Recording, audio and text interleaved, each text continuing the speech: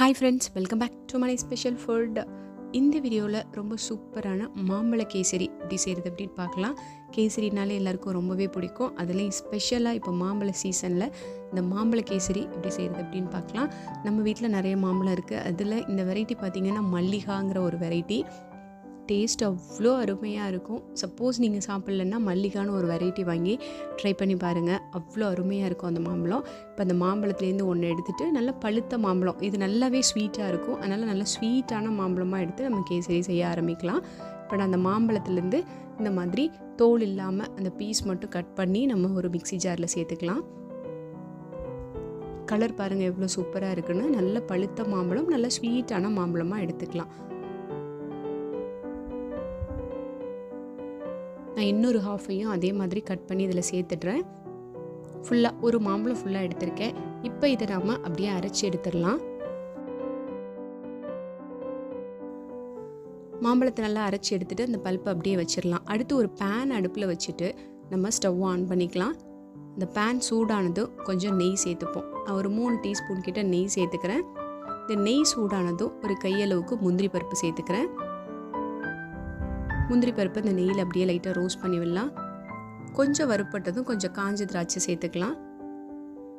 இப்போ ரெண்டையும் சேர்த்து நல்லா நெய்யில் ரோஸ்ட் பண்ணிவிட்டு நல்லா அந்த காஞ்ச திராட்சை உப்பி வந்ததும் அந்த முந்திரி பருப்பும் நல்லா கொஞ்சம் ரோஸ்ட் ஆனதும் நம்ம எடுத்து வச்சிடலாம் ஒரு பிளேட்டில். இப்போ நாம் திராட்சை முந்திரியை வறுத்து எடுத்து வச்சாச்சு. அடுப்பை சிம்மில் வச்சுட்டு இதே கடாயில் நம்ம 1 கப் ரவை சேர்த்துக்கலாம். ரவை சேர்த்து இந்த நெய்யில் அப்படியே நல்லா வறுத்து விட்டுக்கலாம்.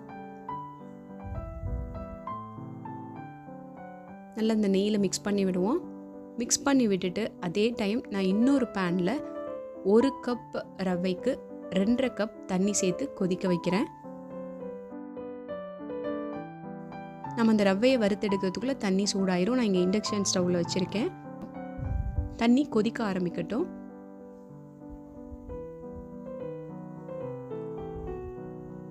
ரவை நல்லா வறுப்பட்டு அழகாக ரெடி ஆகிடுச்சு. நமக்கு ரவை நல்லா வறுப்பட்டதும் இங்கே தண்ணி வச்சது கொதிக்க ஆரம்பித்தது ஸ்டவ்வை ஆஃப் பண்ணிவிட்டு எடுத்து நம்ம அந்த ரவையில் சேர்த்துடலாம்.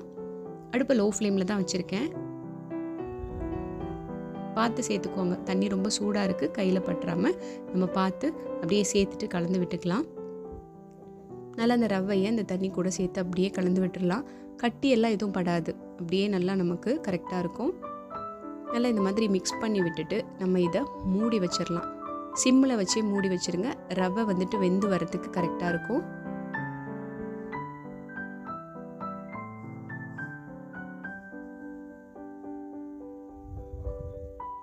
ஒரு 1 or 2 மினிட்ஸ் வச்சாலே நமக்கு ரவை நல்லா வெந்துடும்.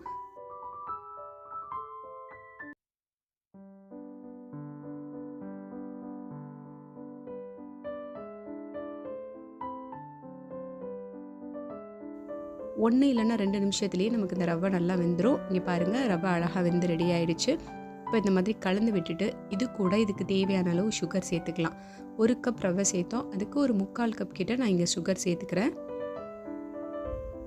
சுகர் சேர்த்தோன்னா திரும்பவும் கொஞ்சம் தண்ணி விட்டு ரவை வேக ஆரம்பிக்கும். ஏன்னா அந்த சுகர் மெல்ட் ஆனதும் கொஞ்சம் அப்படியே லிக்விடாக வரும். இப்போ பாருங்கள், இதுலேயும் நல்லா அப்படியே மிக்ஸ் பண்ணி விட்டுடலாம்.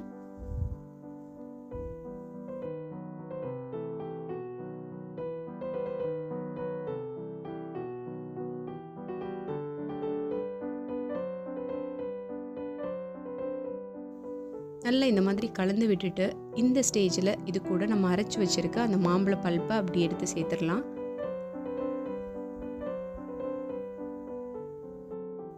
சேர்த்துட்டு திரும்பவும் நல்லா மிக்ஸ் பண்ணி விட்டுப்போம். இதுக்கு ஃபுட் கலர் பவுடர்லாம் எதுவுமே சேர்க்க வேண்டாம். இந்த மாம்பழத்தில் இருக்க அந்த கலரே நமக்கு சூப்பராக கலர் கொடுத்துரும்.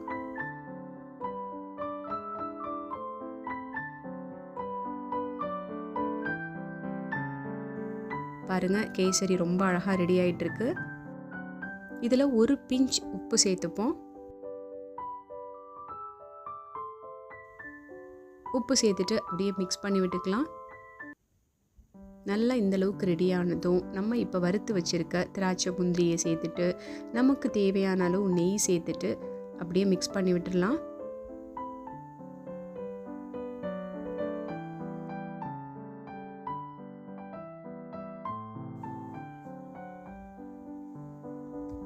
இங்கே பாருங்கள், ரொம்ப சூப்பரான மாம்பழ கேசரி அழகாக ரெடி ஆகிடுச்சு.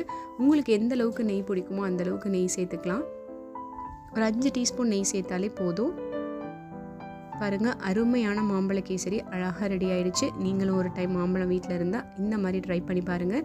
வீட்டில் எல்லாருமே என்ஜாய் பண்ணுவாங்க. இந்த வீடியோ பிடிச்சிருந்ததுன்னா மறக்காமல் மனை ஸ்பெஷல் ஃபுட்டுக்கு லைக் பண்ணுங்கள். இன்னும் சப்ஸ்கிரைப் பண்ணலன்னா சப்ஸ்கிரைப் பண்ணுங்கள். இதே மாதிரி வேறு ஒரு நல்ல ரெசிபியோடு நம்ம அடுத்த வீடியோவில் பார்க்கலாம். Bye bye.